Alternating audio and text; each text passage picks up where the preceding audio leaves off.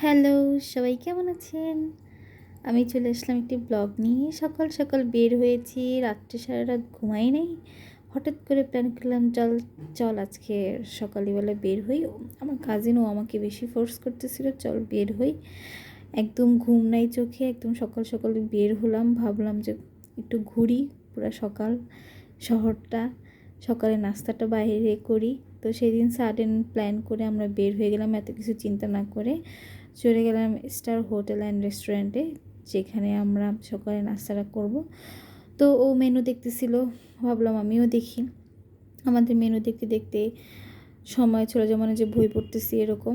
তারপরে কিছু অর্ডার করে বসেছিলাম। দেন আমাদের নাস্তা চলে আসে। দিয়েছিলাম হচ্ছে নিহারি, তারপরে হচ্ছে স্যুপ অ্যান্ড হচ্ছে গরুর মগজ ভুনা।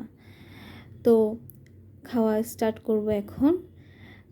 আর ও হচ্ছে খাচ্ছে, আর ওর থেকে ফিডব্যাকটা নিব যে বলো কেমন হয়েছে, তারপর আমি খাবো। তো ও বলতেছে যে হ্যাঁ মজা, চলো খাই। তো তারপরে হচ্ছে আমরা আমরা হচ্ছে খাচ্ছিলাম। তো আমার কাছে বেশি ভালো লেগেছে হচ্ছে মগজ ভুনাটা, এটা দিয়ে আমি পরোটা একদম খেয়ে নিচ্ছি। বাকি বাকিগুলা হচ্ছে টেস্ট করেছি। অনেকে দেখি স্যুপ দিয়ে পরোটা বা রুটি খেতে অনেক পছন্দ করে, আমার কাছে জিনিসটা অতটা ভালো লাগে না। দ্যাটস ওয়াই আমি ওটা স্কিপ করি। দেন হচ্ছে আমি মাঠা খাই।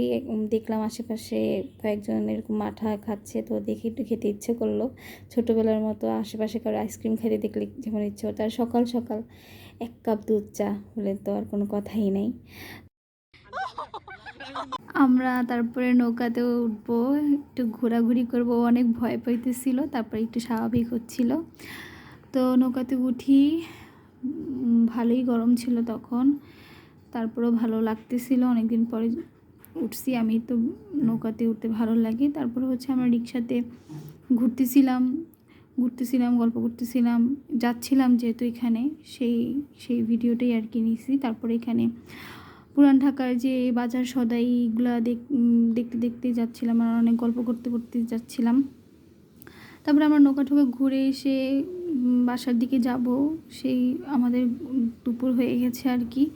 তো সেই দিন অনেক গরম ছিল। রিক্সাওয়ালা আমার এত কষ্ট করে রিক্সা চালায়, আসলে মাঝে মাঝে মনে হয় যে ভাড়া কিছুটা বাড়িয়ে দিলেও কোনো মানে খারাপ লাগে না।